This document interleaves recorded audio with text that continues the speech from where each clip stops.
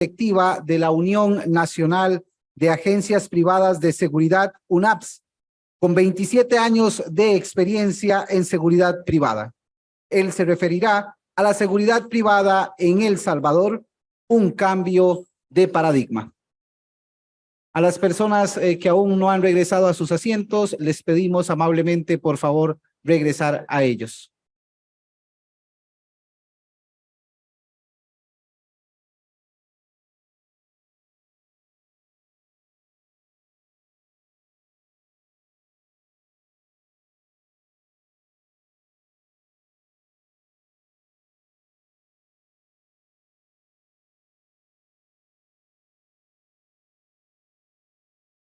No van a llegar acá.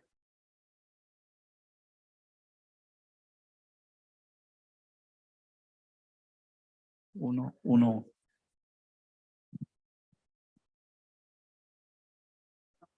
Sí. Aquí avanzo y aquí retrocedo. Perfecto. Aunque diga unas palabras, ya van a ver. Sí.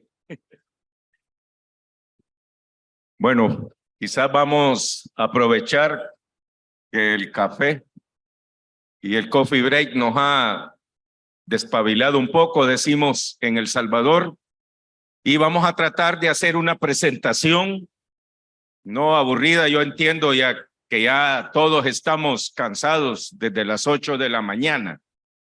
Reciban todos un fuerte y fraternal saludo de parte del país más pequeño de Centroamérica, la República de El Salvador. La exposición que ustedes van a escuchar en los próximos 40 minutos les va a parecer una narración de terror, pero es un resumen de lo que nosotros como gremio de seguridad privada hemos vivido en nuestro país desde julio del año 2021 a la fecha. La idea es contarles nuestra experiencia porque sabemos que el problema que nosotros estamos viviendo es un problema que algunos países ya lo vivieron y otros están por vivirlo. Y la idea es que nuestra experiencia les pueda servir de escuela en algunos aspectos y no todos, para que cuando inevitablemente les toque a ustedes vivir, sepan algunos tips que les ayude a saber sobrellevar con éxito este tipo de situaciones. ¿Y a qué situación me refiero? A que en nuestro país, desde julio del año 2021, nuestro gremio ha estado enfrentando una lucha política relativo a la ley que nos regula a nosotros como empresa de seguridad. La lucha ha sido muy difícil. Yo creo que no es mi presentación. ¿Sí? La lucha ha sido difícil a tal grado que le hemos titulado a la presentación Nuestra lucha por sobrevivir. Nosotros, como gremio, en nuestro país, hemos tenido que afrontar esta situación quizás prácticamente solos, y el objetivo de nosotros es única y exclusivamente que la nueva ley de los servicios privados de seguridad sea una ley factible desde el punto de vista económico y factible desde el punto de vista social. Yo entiendo quizás que en la mayoría de países ya tenemos una legislación que controla la prestación de los servicios privados de seguridad. Escuchaba al compañero de México hoy en la mañana y me extraña cómo un país como México todavía no tiene este tipo de regulación, que como todos sabemos tiene a veces cosas buenas, cosas positivas, pero también en algunos aspectos tiene cosas negativas que nos afectan el desarrollo de nuestra actividad comercial.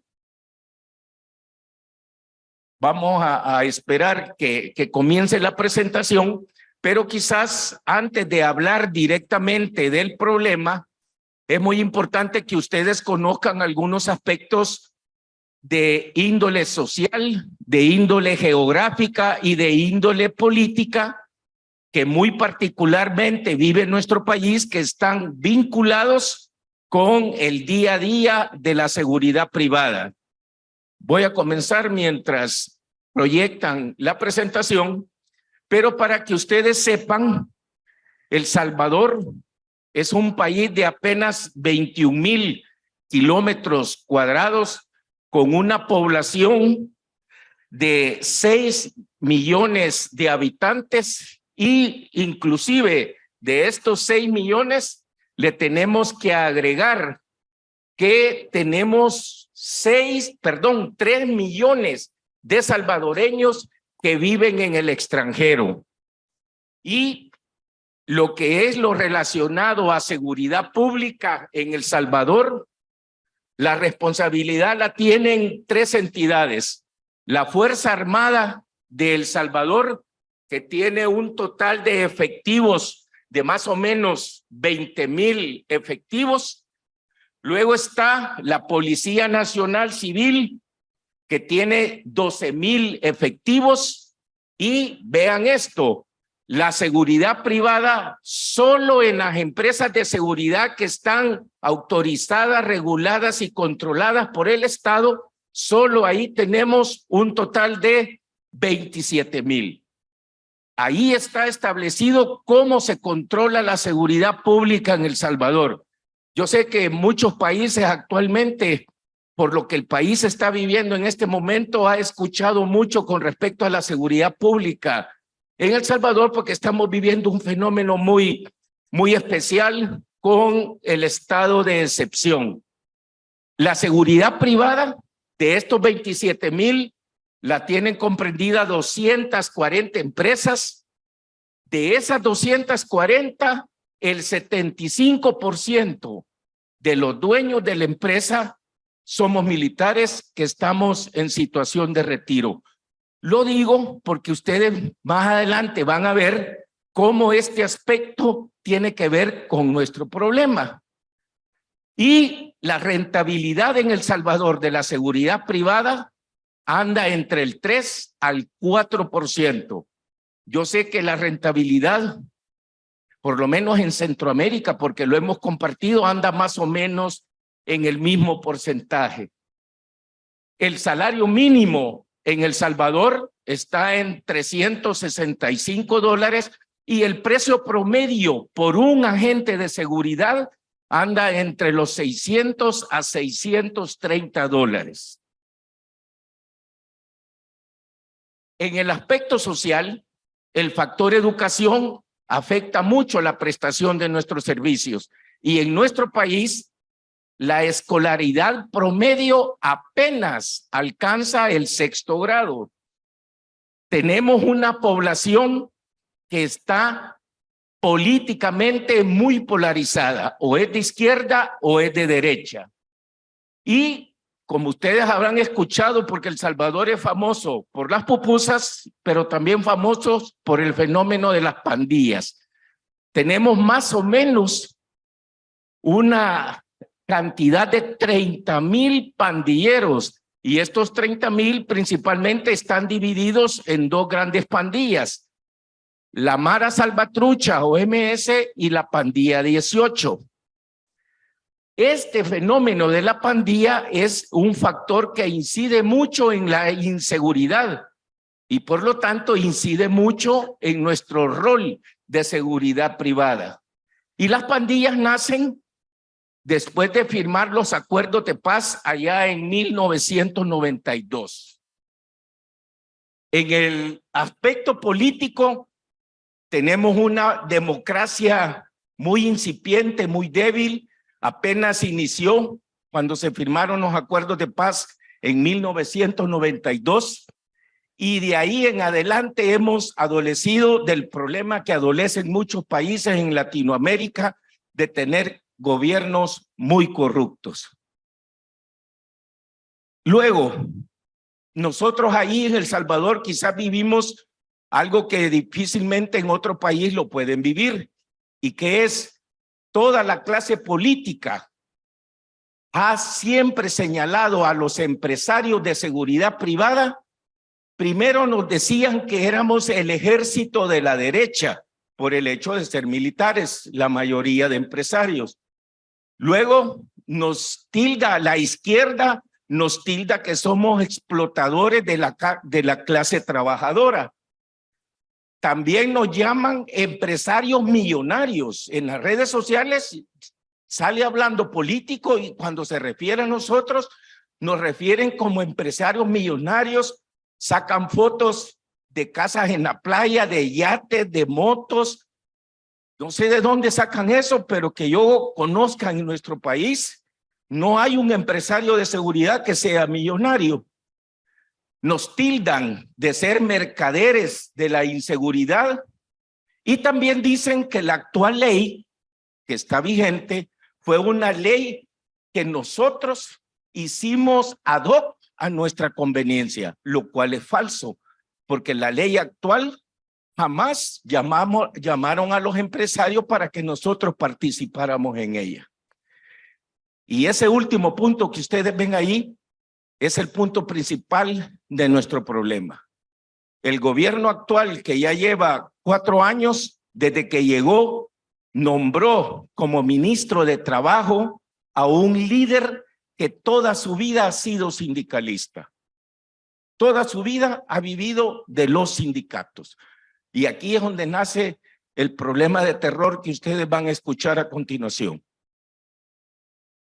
La actual ley es una ley que nació en el año 2001, es decir, lleva 23 años. Y en esos 23 años jamás ha sido modificada, lo cual es absurdo porque ha ido cambiando muchas situaciones.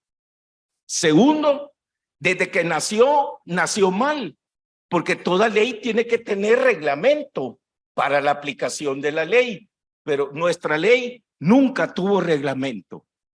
En la actual ley hay 3 principales actores: el Estado, a través de la Policía Nacional Civil, las empresas de seguridad y los agentes de seguridad. ¿Cuál es el principal vacío o problema de la actual ley?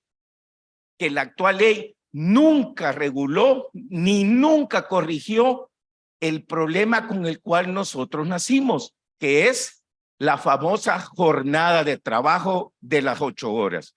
El Código de Trabajo establece 8 horas, pero nosotros en El Salvador hacemos turnos de 12 y 24 horas. Y así lo hemos hecho desde hace 35 años. Luego, ¿qué pasó entonces con esta ley que fue un adefesio mal hecho? El actual Ministerio de Trabajo, cuando llega al puesto, sabedor de todos estos problemas, viene y decide crear un nuevo proyecto de ley, lo cual no está mal. Nosotros habíamos pedido que la ley se actualizara e inclusive que se hiciera una nueva ley. Viene el Ministerio de Trabajo, lleva el proyecto de ley a la Asamblea Legislativa, según él, solo para que la Asamblea la aprobara, cosa que no fue así. Es ahí donde comenzó a tener problemas el ministro de Trabajo. En ese proyecto también nunca nos llamaron a los empresarios, a pesar que somos de los 3 actores principales, nunca nos llamaron a pedirnos consulta. Entonces, ¿cuál es el problema de ese proyecto de ley?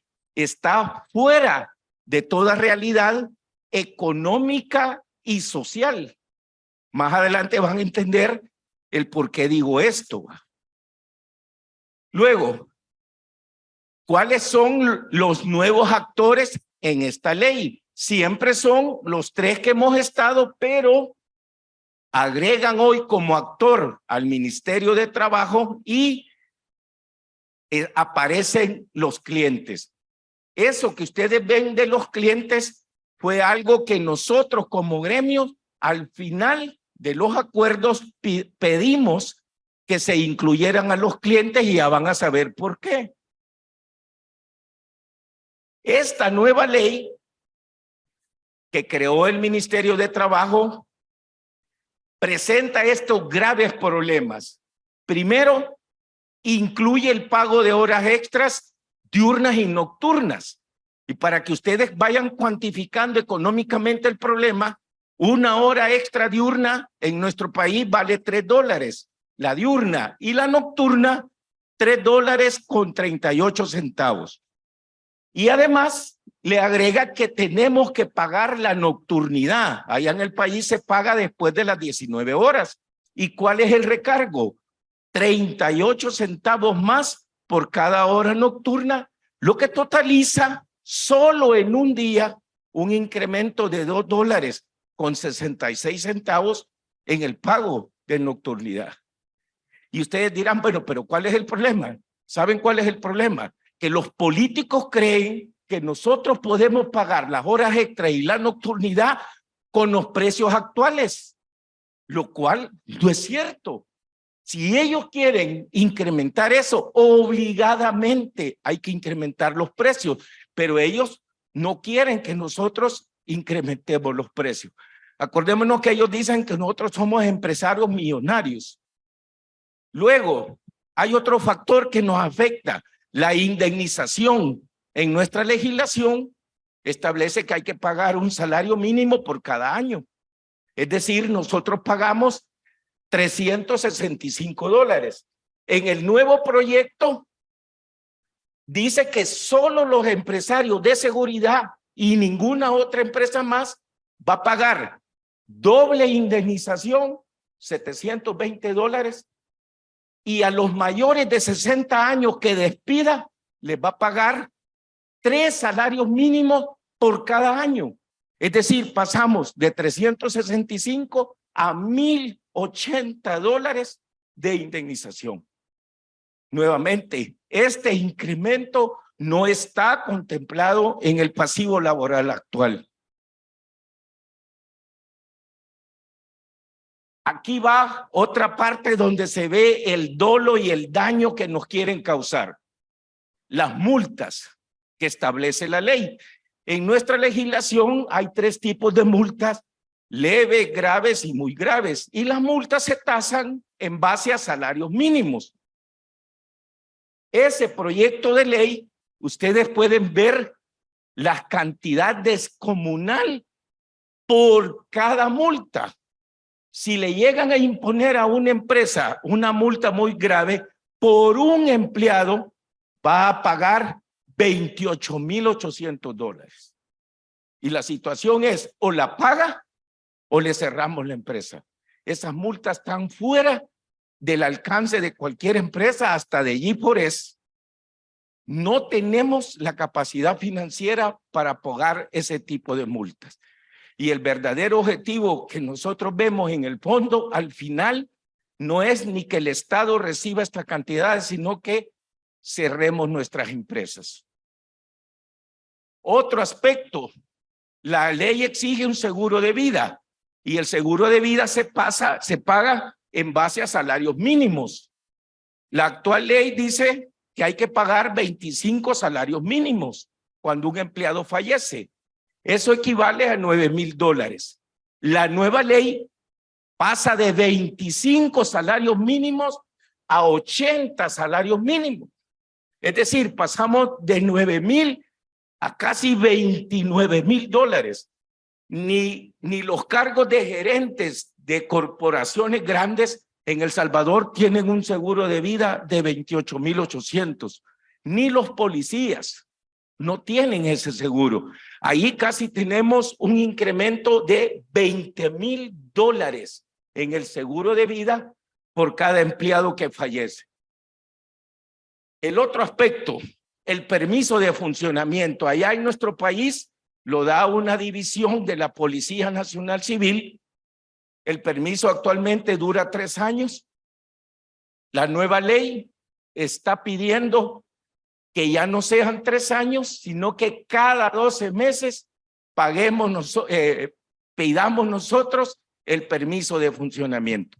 Aquí, señores, el problema no solo es tiempo, también aquí hay un problema económico, porque cada vez que renovamos permisos, tenemos que pagarle al fisco, al Ministerio de Hacienda, una cantidad de dinero, y esa cantidad de dinero se tasa en base al número de empleados que tienen las agencias de seguridad. Es decir, un impuesto que antes pagábamos cada 3 años, hoy ellos quieren que lo paguemos el mismo impuesto cada 12 meses. Aquí tienen ustedes desglosado más o menos el costeo que llevaría lo que ese proyecto de ley quiere. ¿Cuál es el impacto económico? Como ustedes pueden ver arriba, esto es para un puesto de seguridad de 24 horas. Allá ven ustedes que hay agente 1, 2 y 3. Actualmente solo ocupamos 2 guardias, pero el nuevo sistema de esta ley establece el incremento de 1/3, más el pago de horas extras, más el seguro de vida. Y en el pasivo laboral está lo de la indemnización. Pero aquí lo más importante es lo siguiente. En El Salvador, un puesto de 24 horas actualmente vale $1,200. Eso es lo que el cliente paga. Con el proyecto de ley va a costar $2,450. Yo creo que la misma situación viven ustedes. Hagan el ejercicio mental de que ustedes de repente le dicen al cliente que en lugar de pagar 1,200, va a pagar 2,460. ¿Cuál es la reacción del cliente? Ya todos lo sabemos. Es decir, este proyecto tiene un incremento de $1,263. Ante esta situación, y yo le he mencionado nada más los aspectos más significativos, hay otros detalles que también son incremento de costos. Ante esta situación, ¿qué hicimos? Nosotros establecimos que era necesario que como gremio participáramos en este proyecto de ley. Y lo principal que teníamos que hacer era que políticamente aceptaran que el servicio de seguridad privada es un servicio esencial para la nación. De acuerdo a la legislación internacional y específicamente al OIT, un servicio esencial para la nación dice que es aquel servicio que de suspenderse pone en peligro o afecta el bienestar en lo relativo a seguridad, salud y bienestar de toda la población o parte de la población. Cuando fue la pandemia, al igual que todos los países, la seguridad privada nos permitieron seguir operando porque determinaron en forma tácita que éramos un servicio esencial.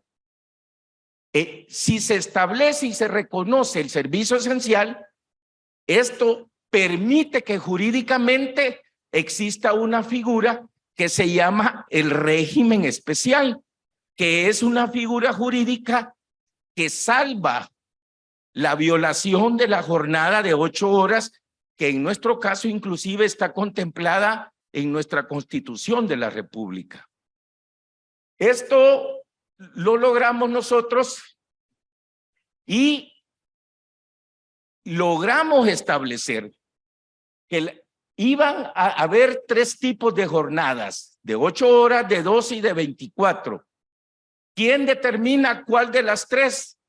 En teoría dicen ellos que lo va a determinar el cliente y el agente de seguridad que va a escoger qué jornada quiere.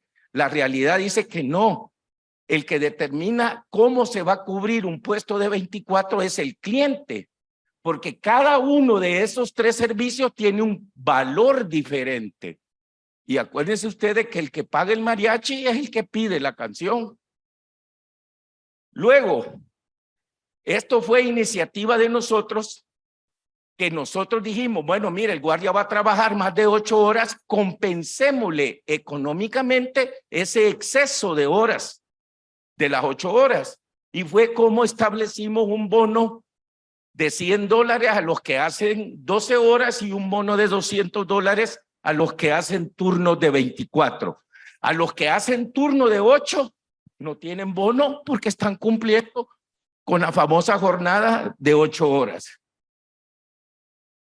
¿Qué hicimos aquí? Y muchos que me han antecedido han hablado de la famosa competencia ilegal. Todos los países la tenemos y todas las empresas la sufrimos. Aquí tomamos escuela de Costa Rica y fuimos nosotros los que incluimos este aspecto. Y aquí volvimos solidarios a todos los clientes que contraten empresas que no pagan impuestos o no pagan prestaciones sociales.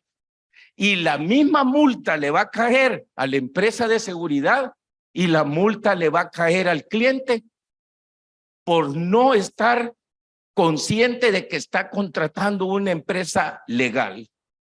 ¿Y quién va a imponer las multas? El Ministerio de Trabajo y la Policía Nacional Civil. Con respecto a las multas, después de la negociación logramos una reducción del 50%. Yo sé que como empresarios que les toque pagar estas multas impacta, duele, pero no pudimos, logramos nada más reducir el impacto negativo en un 50%. Con esos acuerdos que hemos llegado, nosotros como gremio consideramos que los efectos inmediatos que vamos a tener en el mercado cuando la ley se aplique es el incremento del precio. Los de 24 horas, $400 y los de 12 horas, $200, que es el bono que se le va a pagar a los guardias. Con ese incremento, nosotros estimamos que vamos a tener una pérdida de puestos de trabajo en el mercado entre el 15 al 20%. Es decir, que de los 27,000 salvadoreños que trabajan en seguridad, 4,500 a 5,500 se van a quedar sin empleo. ¿Cuáles son los principales logros de la negociación o de los acuerdos? Principalmente logramos eliminar las horas extras y la nocturnidad. Y segundo, que nos autorizaran los turnos de 24 horas. Don Johan hablaba de que tenemos que profesionalizar nuestro gremio y lo mencionó él, lo relacionado a la jornada de trabajo. Cada país vive una realidad bien particular que tiene que ver con este tema. Por ejemplo, en nuestro país, la mayoría de los agentes de seguridad viven en el campo y la mayoría van a trabajar a la capital. Y la mayoría, aparte de seguridad, se dedican al campo o a otros oficios. Entonces, si le quitamos ese sistema de turno de 24 horas, le vamos a eliminar los otros ingresos que ellos tienen y les vamos a afectar económicamente. Nosotros les dijimos a los diputados, hagan una encuesta y pregúntenle al guardia qué turno quiere, qué turno le conviene, y se van a dar cuenta que la gran mayoría quiere turnos de 24 horas.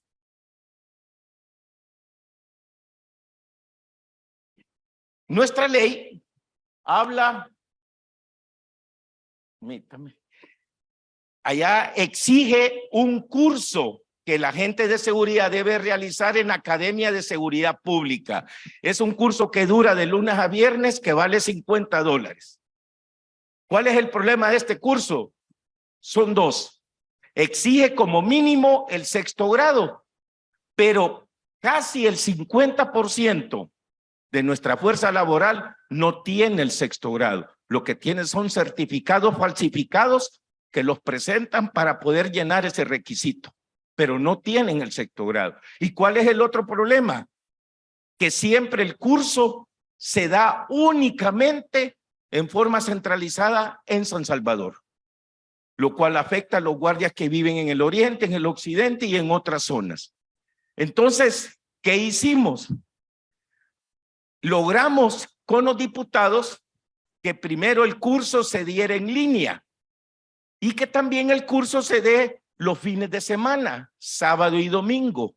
Y con respecto al problema del 6º grado, le dijimos, mire, si aquí hay agentes de seguridad que ya llevan años, ya la escuela de la vida los preparó Entonces, logramos que aquel agente de seguridad que tenga 3 años más de trabajar de seguridad, aunque no tenga el 6º grado, puede ir a la academia a sacar el curso.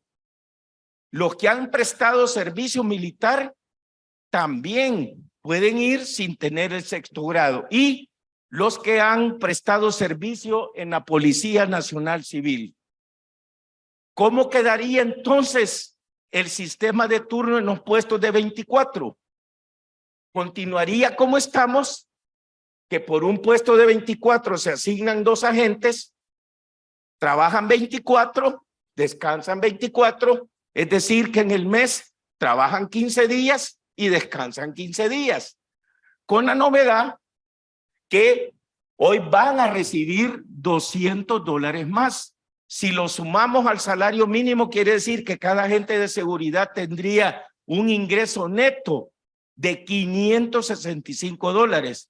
Más o menos, según escuché al colega mexicano, a los $600 creo que en México gana un agente de seguridad.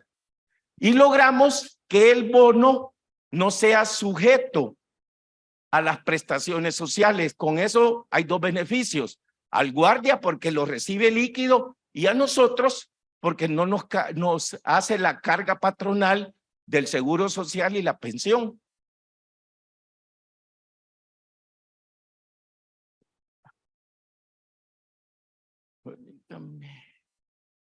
Aquí tienen ustedes desglosado cómo queda entonces el desglose de los costos. Lo único que incrementa son viáticos o bonos, el seguro de vida, que lo logramos bajar a la mitad. Pero lo más importante aquí es que de los 1,200 que está pagando el cliente, va a pasar a pagar $1,560. Es decir, solo sufre un incremento de más o menos $370, lo que significa nada más el incremento del 30% de los costos. Ahora bien, nosotros en este proceso establecimos como gremio qué estrategias íbamos a seguir en el proceso de negociación.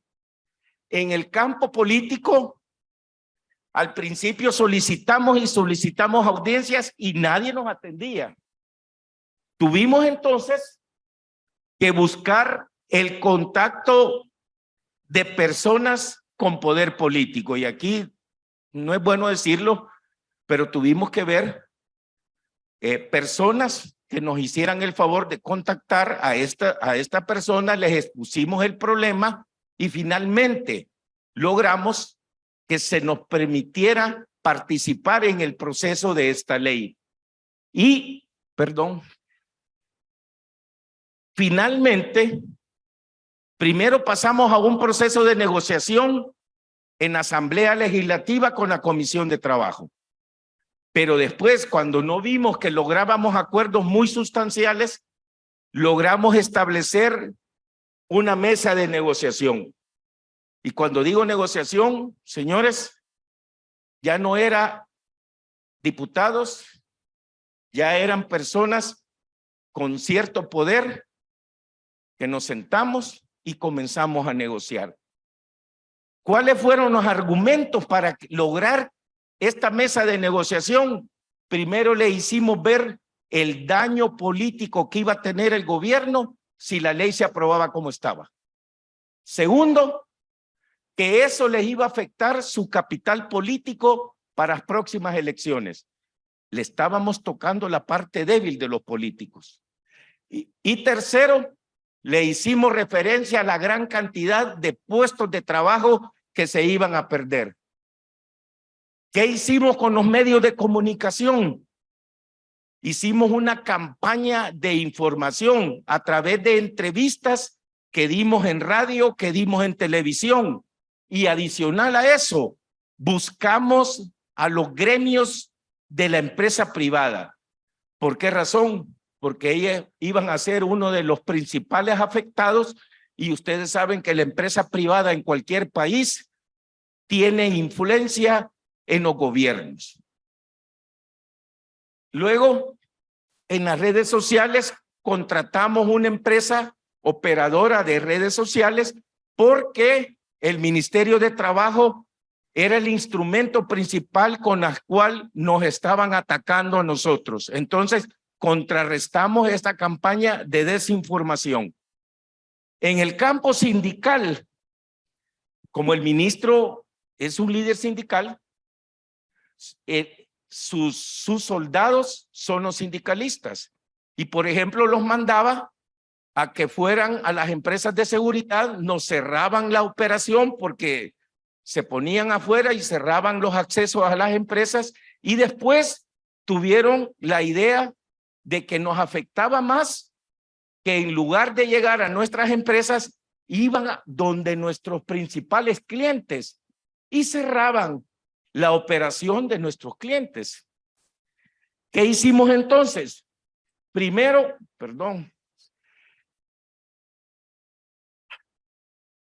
este volado se... Uy, en lugar de avanzar. No me responde. Vamos, comenzamos.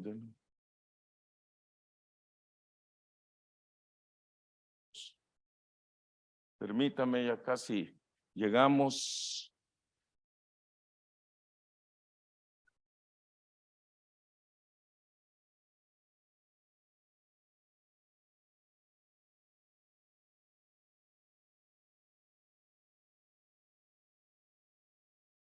Ya casi.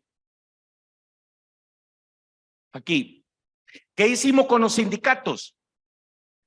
Infiltramos a los sindicatos porque nos interesaba saber qué estaban planificando, qué estaban ejecutando y qué pensaban hacer en contra de nuestros intereses. Y segundo, hay unos sindicatos que no son controlados por el Ministerio de Trabajo y entonces buscamos alguna alianza con ellos para tener representatividad de nuestra fuerza laboral. En resumen, tenemos que en la fase 1, fue cuando comenzamos a negociar con la Comisión de Trabajo de la Asamblea. Pero ¿qué pasó? Todo los acuerdos que ahí lográbamos, después llegaba el ministro de Trabajo y lo votaba. ¿Por qué? Porque él no quería que el niño que él había creado se lo modificaran. Ante esa situación, hicimos la campaña de información y como efecto de esa campaña llegamos a la fase 2, que es donde se establece esa mesa de negociación. Y establecimos con la mesa negociadora cuál era la agenda de los puntos que íbamos a negociar, la jornada de trabajo y que establecieran a la seguridad privada como un servicio esencial para la nación. Y hablamos del famoso bono. Y aquí quiero aclarar, los diputados se aprovecharon, nosotros propusimos un bono de $200 y ellos nos dijeron que no, que iba a ser de $400, una cantidad totalmente absurda y fuera de lógica económica. Como no logramos llegar a un acuerdo con el bono, la negociación se entrampó.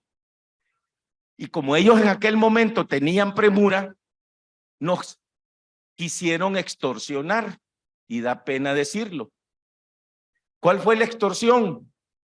Nos dijeron, o aceptan los $400 del bono, y nos sacaron un mamotreto así de expedientes de empresas de seguridad que ellos dijeron que eran empresas que no cumplían el pago de impuestos y el pago de prestaciones. Y nos dijeron, o aceptan los $400 en este momento, o nosotros vamos mañana al Ministerio Público o Fiscalía y ponemos unas denuncias y ustedes saben que si lo hacemos sus colegas se van presos. Ustedes deciden. Créanme, ese fue un momento bien crítico, bien difícil, porque estábamos hablando de la libertad de muchos colegas. Lo único, créanme, que hicimos fue pedirle a Dios que nos diera sabiduría y en ese momento decidimos y les dijimos, no aceptamos, vayan, pongan las denuncias y se tiene que ir preso aquel que es responsable de lo que ustedes dicen. Y señores, lo hicieron. Llamaron a los medios de comunicación y salió en televisión cuando estaban presentando todas las denuncias contra esas empresas. Gracias a Dios, hasta la fecha, eso fue hace un año, un poco más, hasta ahorita ningún empresario se ha ido preso. Y entonces, como no nos doblaron la mano, al final fueron ellos los que tuvieron que aceptar que el bono se quedaba en $200.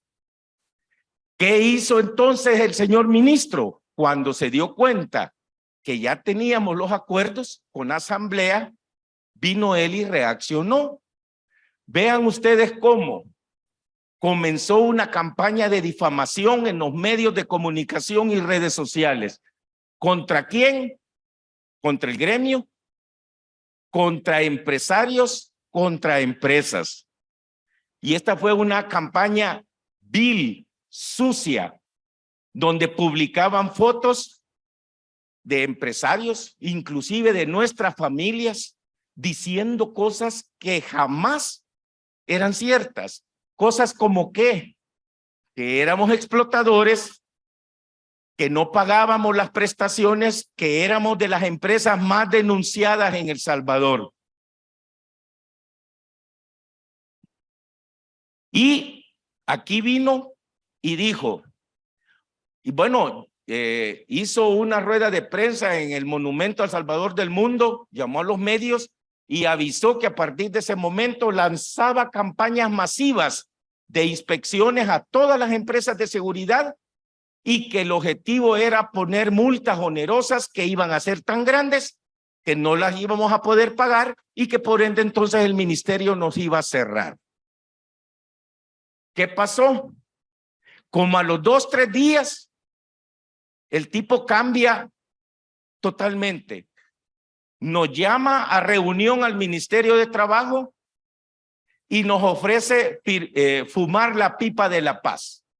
Y él nos dice, suspendo las inspecciones, suspendo las multas, si ustedes firman un acuerdo con el ministerio en donde nosotros solucionamos lo de la jornada de trabajo y el bono.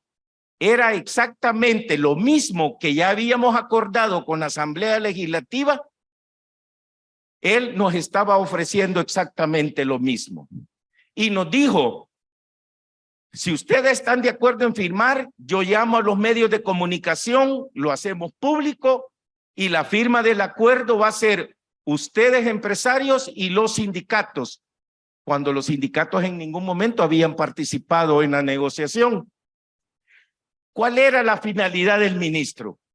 Acuérdense, es un político y él es un sindicalista desde nacimiento y lo que él buscaba era ganarle el mandado a la asamblea. Iba a decir lo que la asamblea legislativa no pudo hacer, yo ministro ya lo hice y llegamos a un acuerdo de solución de la jornada de trabajo y el bono.